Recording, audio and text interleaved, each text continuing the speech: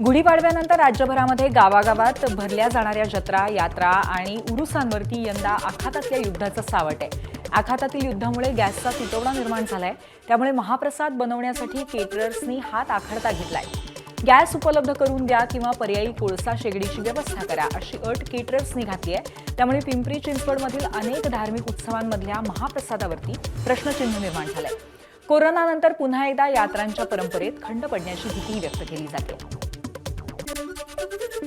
आचार्यांचं हेच म्हणणं आले की जर आज 2-2.5 हजार लोकांचा आपण स्वयंपाक करणार आहे तर पहिले प्रथम तुम्ही गॅस पुरवठा कसा करणार आहे. तर सर्वच ग्रामस्थांना अडचण आली. आज प्रत्येक गृहिणीला विचारलं घरात की आपण आपला गॅस स्वयंपाकासाठी देऊ शकतो का. त्या गृहिणी आमच्या स्वतःचीच गृहिणी म्हणली देऊ शकत नाही, कारण की आज गॅसचा एवढा मोठा तुटवडा झालेला आहे की त्याच्यामुळे ग्रामस्थांना आज 2-2.5 हजार लोकांचा स्वयंपाक करायचा कसा काय.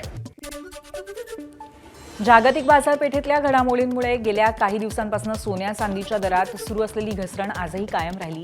सोन्याच्या दरामध्ये आज प्रतितोळा 1,000 रुपयांची घसरण झाली आहे. जीएसटी शिवाय सोन्याचा प्रतितोळा दर 1,56,500 रुपयांपर्यंत पोहोचलाय.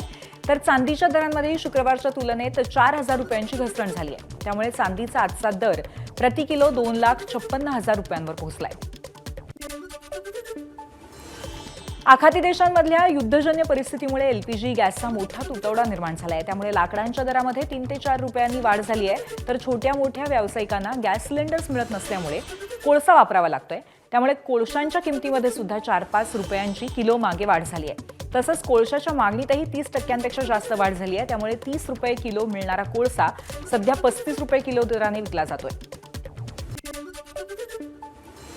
बीडमध्ये हॉटेल पाठोपाठ स्वीट मार्ट मालक अडचणीत सापडलेले आहेत. आखाती युद्धामुळे तेल, बेसन पीठ, मैदा, साखर आणि सिलेंडर दरवाढीचा फटका स्वीट मार्ट चालकांना सुद्धा बसलाय. त्यामुळे फरसाण, पेढे, समोसा, कचोरी आणि इतर गोड पदार्थांचे भाव वाढलेत. संबंधित वस्तूंच्या किमतीमध्ये 25% वाढ झाली आहे. दरम्यान व्यावसायिक सिलेंडरच उपलब्ध नसल्यामुळे स्वीट मार्ट सुद्धा बंद पडण्याची शक्यता आहे. अतिवृष्टीमुळे यंदा हळदीच्या उत्पादनात मोठी घट झाली आहे. त्यातच इराण-इस्रायल युद्धामुळे हळदीची निर्यात ठप्प झाली आहे. त्यामुळे प्रति क्विंटल 16,000 रुपयांना विकली जाणारी हळद आता 14,000 रुपयांनी विकली जाते. सांगलीनंतर हळदीची मोठी बाजारपेठ म्हणून नांदेडची ओळख आहे. शेजारच्या हिंगोली जिल्ह्यातनं सुद्धा रोज शेकडो शेतकरी इथे हळद विक्रीसाठी येत असतात. मात्र युद्धामुळे सध्या हळदीला उठाव नाहीये आणि शेतकरी हवालदिल झालेत. बंद असल्यामुळं गेल्या वर्षी एक्सपोर्ट बंद असल्यामुळे 2 ते 2.5 हजार रुपये बाजार तुटलेले आहेत. जे पूर्ण कंटेनर आपले तिथं पोर्टला थांबलेले असल्यामुळं बाजार मंद आहे आणि हळद गेल्या वर्षीपेक्षा यावर्षी कमी निघत आहे. गेल्या वर्षी 25-30 क्विंटल ॲव्हरेज होतं, यावर्षी 10 ते 15 क्विंटल शेतकऱ्याला ॲव्हरेज आहे. त्याच्यामुळे सगळीकडून नुकसान होत आहे शेतकऱ्याचं.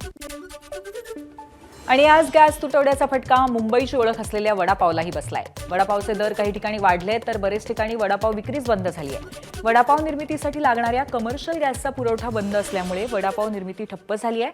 ज्या भाऊ वडापावच्या बाहेर दिवसभर शेकडो ग्राहक येत होते त्यांना दुकान बंद असल्याची पाटी पाहून आता माघारी फिरावं लागतंय.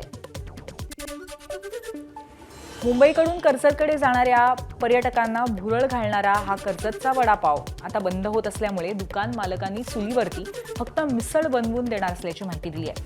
वडापाव खाण्यासाठी मुंबई, पुणे, नाशिकवरून सुद्धा मोठ्या प्रमाणात या हॉटेलमध्ये पर्यटकांची गर्दी असते. मात्र पर्यटकांना आता सिलेंडरच्या तुटवड्या अभावी हा वडापाव खाता येणार नाहीये. सध्या चुलीवर मिसळ बनवणं हॉटेलमध्ये काम सुरू असून काम करणाऱ्या कामगारांचा खर्च त्यातून काढण्यात येतोय. पुण्यातले प्रसिद्ध जोशी वडेवाले यांच्या शहरातील विविध भागामध्ये शाखा आहेत, पण यातील अनेकांना आता टाळं लावण्याची वेळ आली आहे. जोशी वडेवाले यांनी स्वतः ही माहिती दिली. बटाटा वड्याला इतर पदार्थांपेक्षा जास्त तेल लागतं आणि त्यामुळे स्वाभाविकपणे गॅस सुद्धा जास्त लागतो. व्यावसायिक सिलेंडरचं बुकिंग होत नसल्यामुळे तसंच एजन्सींकडे सुद्धा सिलेंडर उपलब्ध नसल्यामुळे जोशी वडेवाले यांनी थेट इंडक्शनवरती वडे तळण्याचा निर्णय घेतलाय. पुण्यातही व्यावसायिक सिलेंडर मिळत नसल्यामुळे सुप्रसिद्ध गार्डन वडापाव सेंटर सध्या बंद ठेवण्यात आलंय. पुण्यातील कॅम्प परिसरात असलेल्या या सेंटरच्या बाहेर सिलेंडर टंचाईमुळे दुकान बंद आहे असा मजकूर असलेला बॅनर लावण्यात आलाय. नेहमीच इथे वडापाव खाण्यासाठी पुणेकरांची मोठी गर्दी असते. आजही अनेक जण सवयीने इथे येतात, मात्र दुकान बंद असल्याचं बॅनर बघून त्यांना परत जावं लागतंय. राज्यात सुरू असलेल्या गॅस तुटवड्याचा सर्वाधिक परिणाम हा हॉटेल व्यावसायिकांना बसतोय. पुण्यातील अनेक हॉटेल्स, उपाहारगृह यांनी त्यांच्या मेन्यूतील अनेक पदार्थ कमी केले आहेत, तर काही ठिकाणी पुणेरी शब्दात नागरिकांच्या सवयीचे पदार्थ सुद्धा मिळणार नाहीत अशा पाट्या लागल्या आहेत. गॅस नसल्यामुळे एका उपाहारगृहामध्ये कडक पाव, कडक भाकरी आणि थालीपीठ मिळणार नाही असा बोर्ड लावण्यात आलाय. युद्धाच्या पार्श्वभूमीवर व्यावसायिक गॅस सिलेंडरचा तुटवडा शिवभोजन थाळी केंद्रांनाही बसतोय. गोरेगाव पूर्वेमधील एका शिवभोजन केंद्रावरती गॅस संपल्यामुळे चालकावरती चुलीवरती जेवण बनवण्याची वेळ आली आहे. गरीब जेवणापासून वंचित राहू नयेत म्हणून केंद्र चालकाने तात्पुरती हॉटेलमध्ये चूल तयार केली आणि त्यावर स्वयंपाक सुरू ठेवला. मात्र या परिस्थितीमुळे अडचणी वाढतायत असंही त्यांनी सांगितलं. सरकारने शिवभोजन केंद्रांना प्राधान्याने गॅस सिलेंडर उपलब्ध करून द्यावेत अशी मागणी सुद्धा आता केंद्रांकडनं होतीये. जळगावचं खमंग भरीत अशी ओळख असलेल्या भरीत उद्योग सध्या इंधनाअभावी संकटात आलाय. गॅसला पर्याय म्हणून अनेक उद्योगांनी लाकूड आणि गोवऱ्यांचा वापर करून भरीत बनवायला सुरुवात केली आहे. मात्र यासाठी खूप जास्त कामगारांवरचा खर्च आणि वेळही जातोय. त्यामुळे हॉटेल व्यावसायिकांना आर्थिक नुकसान सहन करावं लागतंय. व्यावसायिक सिलेंडर बंद असल्यामुळे तुळजापुरामध्ये हॉटेल व्यवसाय अडचणीत सापडलाय. अनेक हॉटेल चालकांना नाश्ता आणि जेवणाचे पदार्थ चुलीवर घरी तयार करून हॉटेलमध्ये आणावे लागतात. या परिस्थितीमुळे तुळजापुरातील अनेक हॉटेल्स बंद होण्याच्या मार्गावर आहेत आणि भाविकांना त्याचा मोठा त्रास सहन करावा लागतोय. येत्या काळामध्ये तुळजापुरातील अनेक हॉटेल्स पूर्णपणे बंद पडण्याची शक्यता आहे. पुण्यातील अनेक स्नॅक सेंटर्स बंद करण्याची वेळ आली आहे. पुण्यामध्ये स्पर्धा परीक्षांची तयारी करणारे हजारो विद्यार्थी या सेंटर्सवरती अवलंबून असतात. मात्र गॅसच्या तुटवड्यामुळे अनेक दुकानं बंद झाल्यामुळे विद्यार्थ्यांची खूप गैरसोय होतीये. सध्या अनेक विद्यार्थ्यांना दररोज केवळ चहा आणि पोहे यावरच समाधान मानावं लागतंय. आखाती युद्धाचा फटका सर्व स्तरांमध्ये पाहायला मिळतोय. नाशिकमध्ये ग्रामीण भागासह इतर शहरातून आलेल्या विद्यार्थ्यांना मेसमध्ये जेवण मिळत नाहीये. त्यामुळे गावाकडे पुन्हा परत जाण्याची वेळ आली आहे. व्यावसायिक गॅस पुरवठा नाशिकमधील अनेक मेस बंद पडण्याच्या मार्गावर आहे. व्यावसायिक गॅस सिलेंडरच्या तुटवड्याचा परिणाम आता उद्योग क्षेत्रातही दिसतोय. दक्षिण रायगडमधील माणगावात असलेल्या पॉस्को कंपनीच्या कॅन्टीनमधले मेन्यू बदलायला लागतायत. पूर्वी इडली, डोसा, मेदूवडा आणि जेवणामध्ये चिकन, मटण सारखे पदार्थ सुद्धा होते. मात्र गॅस तुटवड्यामुळे आता साधे आणि तयार खाद्यपदार्थ देण्याकडे कल वाढलाय. परिस्थिती आणखी बिघडल्यास मेन्यू बेकरी पदार्थांवरती येण्याचीही शक्यता आहे आणि कंपनीकडनं गॅसला पर्याय म्हणून इलेक्ट्रिक शेगड्यांचा विचार सुरू आहे. नाशिकच्या विल्होळी जवळ असलेल्या सीएनजी पंप काही तांत्रिक कारणाने बंद ठेवण्यात आलाय. मुंबई आग्रा महामार्गाच्या रस्त्याचं काम सुरू असल्यामुळे सीएनजी पंप बंद करण्यात आला आणि या सीएनजी पंपावरती मोठी रांग असते. मात्र पंप बंद असल्यामुळे नागरिकांना मोठ्या अडचणींचा सामना करावा लागला. धुळे शहरासह जिल्ह्यामध्ये गॅस पुरवठ्याची परिस्थिती अजूनही पूर्वपदावरती आलेली नाही. त्यामुळे रेशन कार्ड आणि आधार कार्ड दाखवल्यावरच कुटुंबातल्या एकाच व्यक्तीला सिलेंडर मिळत असल्याची माहिती देण्यात आली आहे. काही गॅस एजन्सीवरती गॅसचा साठा संपलाय. नागरिकांनी गॅस एजन्सीवरती गर्दी न करता ऑनलाईन बुकिंग केल्यावरच गॅस सिलेंडर मिळेल अशी माहिती देण्यात आली आहे. आखाती युद्धाच्या पार्श्वभूमीवर गॅसच्या वाढत्या मागणीचा परिणाम आता प्रशासनावरही दिसतोय. नंदुरबार जिल्ह्यामध्ये गॅस बुकिंगसाठी येणाऱ्या कॉल्सची संख्या खूप जास्त वाढल्यामुळे जिल्हा प्रशासनाने कॉल सेंटरची क्षमता वाढवण्याचा निर्णय घेतलाय. आतापर्यंत एका मिनिटाला 200 कॉल स्वीकारले जात होते. मात्र आता ही क्षमता वाढवून मिनिटाला 400 कॉल स्वीकारण्याची व्यवस्था करण्यात येणार आहे. लोकांनी भयापोटी पॅनिक होऊन मिनिटाला 200 पेक्षा जास्त कॉल बुक करण्याचा प्रयत्न केलेला आहे. त्यामुळे सर्व क्रॅश झालेला आहे आणि हे सर्व्हरची कॅपॅसिटी वाढवून त्यांनी 400 कॉलची केलेली आहे. तरी देखील सर्व्हरला अडथळे येत आहेत. तर कंपनी स्तरावर याचे प्रयत्न चालू आहे. याची कॅपॅसिटी अजून वाढवण्याचं चालू आहे. पुण्यातही मागच्या 5 ते 6 दिवसांपासून एलपीजी गॅसची मोठी टंचाई जाणवतीये. गॅस एजन्सीच्या बाहेर नागरिकांच्या मोठ्या रांगा पाहायला मिळत आहेत. कमर्शियल गॅसही अनेक ठिकाणी उपलब्ध नसल्याची परिस्थिती आहे. त्यामुळे हॉटेल आणि इतर व्यावसायिकांचं मोठं नुकसान होतंय. गॅस उपलब्ध होत नसल्यामुळे तंदूर भट्टी आणि चुलींची मागणी मोठ्या प्रमाणात वाढली आहे. तर अनेक नागरिक स्वयंपाकासाठी चुलीचा पर्याय निवडतायत. त्यामुळे पुण्यातल्या कुंभारवाडा परिसरामध्ये चूल खरेदी करण्यासाठी नागरिकांची मोठी गर्दी होतीये. मुंबईच्या कांदिवली पूर्वेमध्ये अशोकनगर परिसरामध्ये घरगुती गॅस सिलेंडर घेण्यासाठी नागरिकांची प्रचंड मोठी गर्दी झाली आहे. अशोकनगर परिसरामध्ये एका मैदानामध्ये पोलिसांच्या बंदोबस्तात नागरिकांना आता गॅस वितरण केलं जात आहे. गॅस सिलेंडरचा साठा असूनही नागरिकांमध्ये भीतीचं वातावरण पसरल्यामुळे गर्दी वाढत चालली आहे. नाशिकच्या मालेगाव शहरामध्ये घरगुती गॅस सिलेंडरची टंचाई निर्माण होईल या भीतीने एजन्सीबाहेर मोठ्या रांगा लागल्या. मालेगाव शहरामध्ये घरगुती गॅस सिलेंडर घेण्यासाठी नागरिकांना तासनतास उन्हामध्ये उभं राहावं लागतंय. दरम्यान सरकारनं सुरळीत पुरवठ्याचं आश्वासन दिलं असलं तरी प्रत्यक्षात नागरिकांना मोठ्या अडचणींचा सामना करावा लागतोय. मुंबईतल्या कांदिवली परिसरामध्ये घरगुती गॅस सिलेंडरच्या तुटवड्यामुळे ग्राहकांच्या रांगा लागल्या आहेत. लिंक केल्यानंतर ओटीपी मिळूनही अनेक ग्राहकांना सिलेंडर मिळत नसल्याचा आरोप केला जातोय. ओटीपी आलेल्या ग्राहकांना गॅस मिळत नसल्यामुळे ग्राहकांनी मनसेकडेही अनेक तक्रारी दाखल केल्या. सिलेंडरचा काळाबाजार होत असल्याचा मनसेला संशय आहे. मनसे विधानसभा अध्यक्ष दिनेश साळवी यांनी सहकाऱ्यांसह गॅस वितरक एजन्सीकडे जाऊन जाब विचारलाय आणि ग्राहकांना तात्काळ गॅस पुरवठा सुरळीत करण्याची मागणी मनसेने केली आहे. गॅसच्या तुटवड्यामध्ये घरगुती गॅसचा काळाबाजार वाढला आहे. गोंदिया जिल्ह्यामध्ये घरगुती गॅसचा काळाबाजार रोखण्यासाठी जिल्हा प्रशासनानं 58 ठिकाणी धाड टाकली. यावेळी 30 विविध ठिकाणी घरगुती सिलेंडरचा काळाबाजार होत असल्याचं समोर आलं. यामध्ये एकावरती गुन्हा सुद्धा दाखल करण्यात आलाय. तर घरगुती गॅस सिलेंडरची साठवणूक केल्यास कारवाई करण्याचा इशारा प्रशासनाने दिलाय. गॅस सिलेंडरचा तुटवडा आणि काळाबाजार रोखण्यासाठी हिंगोली जिल्हा प्रशासन ॲक्शन मोडमध्ये आलंय. जिल्हाधिकाऱ्यांच्या आदेशानुसार 7 पथकांची नियुक्ती करण्यात आली आहे. पहाटेपासून हॉटेल, खानावळी आणि रेस्टॉरंटवरती छापेमारी सुरू आहे. या कारवाईमध्ये घरगुती गॅस सिलेंडरचा व्यावसायिक वापर होत असल्याचं समोर आलंय आणि आतापर्यंत 15 सिलेंडर जप्त करण्यात आले. गॅस तुटवड्याच्या पार्श्वभूमीवर घरगुती सिलेंडरचा गैरवापर रोखण्यासाठी प्रशासन ॲक्शन मोडमध्ये आलं आहे. अहिल्यानगर जिल्ह्यातील कोपरगाव शहरामध्ये तहसील कार्यालय आणि पुरवठा विभागाने संयुक्त तपासणी मोहीम राबवत हॉटेल्स आणि व्यावसायिक आस्थापनांवरती धाड टाकली. या कारवाईमध्ये घरगुती गॅस सिलेंडरचा व्यवसायासाठी वापर होत असल्याचं समोर आलं. यात एकूण 19 सिलेंडर जप्त करण्यात आले.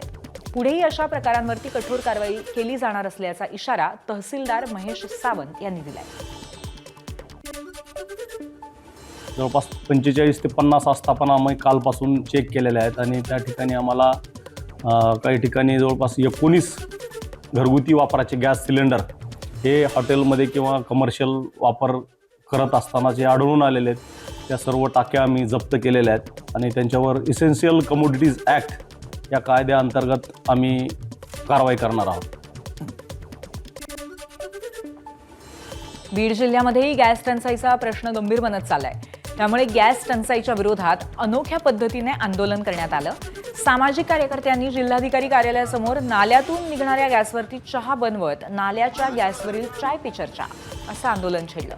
घरगुती आणि व्यावसायिक गॅसचा तुटवडा वाढल्यामुळे हॉटेल, खानावळी तसंच विद्यार्थ्यांनाही मोठ्या अडचणींचा सामना करावा लागतोय आणि प्रशासनाचं लक्ष वेधण्यासाठी हा प्रतिकात्मक निषेध करण्यात आलाय. घरगुती गॅस दरवाढीच्या मुद्द्यावरती कोल्हापुरामध्ये काँग्रेस आक्रमक झाल्याचं पाहायला मिळतंय. जिल्हाधिकारी कार्यालयासमोर काँग्रेस कार्यकर्त्यांनी अनोख्या पद्धतीने आंदोलन केलं. रिकामे गॅस सिलेंडर चूल पेटवून तसंच गटारात गॅस पाईप टाकत सरकारच्या धोरणांच्या विरोधामध्ये घोषणाबाजी करण्यात आली. वाढत्या गॅस दरांमुळे सर्वसामान्य नागरिक त्रस्त झालेत असा आरोप करत काँग्रेसने प्रशासनाचं लक्ष वेधण्याचा प्रयत्न केला. एलपीजी इंधनाचा साठा घेऊन 2 भारतीय जहाजांनी हॉर्मुझची सामुद्रधुनी ओलांडली. भारताचं शिवालिक जहाज आज गुजरातच्या मुंद्रा बंदरावरती दाखल झालंय. हॉर्मुझच्या सामुद्रधुनीतून येणारं शिवालिक हे पहिलं जहाज आहे. तर नंदादेवी जहाजही हॉर्मुझ पार करून भारताच्या दिशेने रवाना झालंय. नंदादेवी जहाज उद्या भारतामध्ये दाखल होईल. शिवालिक आणि नंदादेवी या दोन्ही जहाजांमध्ये एलपीजी आहे. ट्रॅकिंग डेटानुसार हे जहाज सध्या ताशी 24.6 किलोमीटर वेगाने 74 अंशांच्या दिशेने प्रवास करत आहे.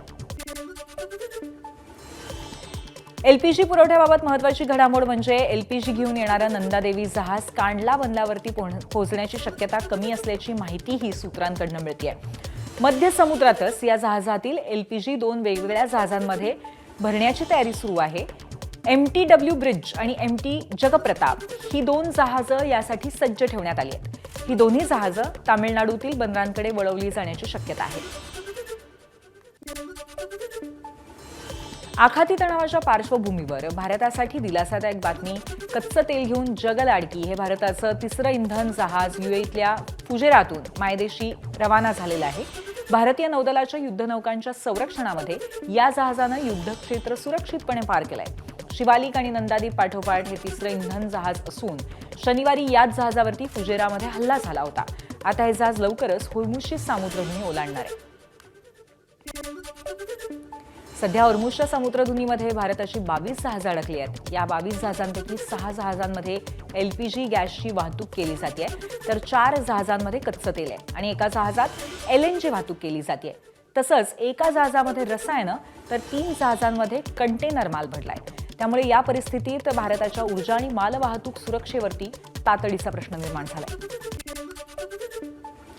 अमेरिकेचे राष्ट्राध्यक्ष डोनाल्ड ट्रम्प यांनी तेल ग्राहक देशांना आवाहन केलंय. होर्मुझच्या सामुद्रधुनीत एकत्र येऊन पेट्रोलिंग करावं असा प्रस्ताव त्यांनी ठेवलाय. जागतिक तेल पुरवठा विस्कळीत झाल्यामुळे ट्रम्प यांनी चिंता व्यक्त केली आहे. पण अमेरिकेचे अध्यक्ष डोनाल्ड ट्रम्प यांचा प्रस्ताव ऑस्ट्रेलियानं फेटाळलाय. होर्मुझच्या समुद्रधुनीमध्ये तेल वाहतुकीसाठी नौदल पाठवण्याच्या ट्रम्प यांच्या योजनेला ऑस्ट्रेलियाचा नकार मिळालाय. ट्रम्प यांनी ऑस्ट्रेलियासह अनेक देशांना पेट्रोलिंगसाठी आवाहन केलं होतं, पण जागतिक तेल वाहतुकीत सुरळीत ठेवण्याच्या या प्रस्तावाला काही देशांनी विरोध दर्शवलाय. अमेरिका, इस्रायल आणि इराण युद्धाचा आजचा 17वा दिवस आहे. अमेरिका आणि इस्रायलकडनं इराणवरती हल्ले अजूनही सुरूच आहेत. इराणकडूनही प्रत्येक हल्ल्याला तोडीस तोड प्रत्युत्तर दिलं जात आहे. इस्रायलने हिजबुल्लाच्या काही मोजक्या अड्ड्यांवरती थेट हल्ले सुरू केले आहेत आणि IDFच्या सैनिकांनी उत्तर इस्रायलमधील रहिवाशांच्या सुरक्षेसाठी विशेष मोहीमही सुरू केली आहे. ही हालचाल 2 देशांमधील तणाव वाढवणारी ठरत असून परिस्थितीवर ते जगाचं लक्ष लागलंय. इस्रायलने इराणवरती हल्ले सुरू केलेले आहेत आणि ते सुरूच ठेवलेले आहेत. इस्रायली हल्ल्यामध्ये इराणचं अवकाश संशोधन केंद्र उद्ध्वस्त झालंय. तेहरानमधील ताराश अंतराळ केंद्राचं मोठं नुकसान झालंय.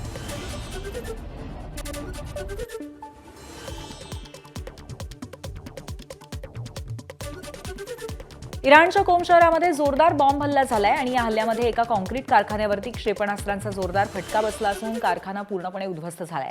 मात्र या दुर्घटनेमध्ये कोणतीही जीवितहानी झालेली नाही अशी माहितीही स्थानिक प्रशासनाने दिली आहे. इराणकडनं इस्रायलवरती सेजिल या आंतरखंडीय क्षेपणास्त्राचा मारा करण्यात आला. इस्रायलने या हल्ल्याला प्रत्युत्तर देण्यासाठी सेजिल क्षेपणास्त्र वापरलं, तर इराणकडनं इस्रायलच्या हवाई नियंत्रण कक्षाला लक्ष्य केलं गेलं. दुबईच्या आंतरराष्ट्रीय विमानतळावरच्या विमानसेवा तातडीने थांबवण्यात आल्यात. विमानतळ परिसरामध्ये इराणच्या ड्रोन हल्ल्यानंतर भीषण आग लागली आहे आणि दुबई हवाई वाहतूक प्राधिकरणाने हा निर्णय घेतलाय. हल्ल्यापूर्वी इराणनं दुबईला इशारा दिला होता. या दुर्घटनेमुळे विमानतळावरती मोठी अस्वस्थता आणि वाहतूक विस्कळीत झाली आहे. अमेरिकेने इराणमध्ये मोठ्या प्रमाणात नुकसान केल्याचा दावा केलाय. अनेक इराणी लष्करी तळ उद्ध्वस्त केल्याचा दावा अमेरिकेने केलाय. अमेरिकन लष्कराने हल्ल्याचा व्हिडिओ पोस्ट केला असून इराणच्या लष्करी क्षमता नष्ट झाल्या आहेत असं अमेरिकेने म्हटलंय.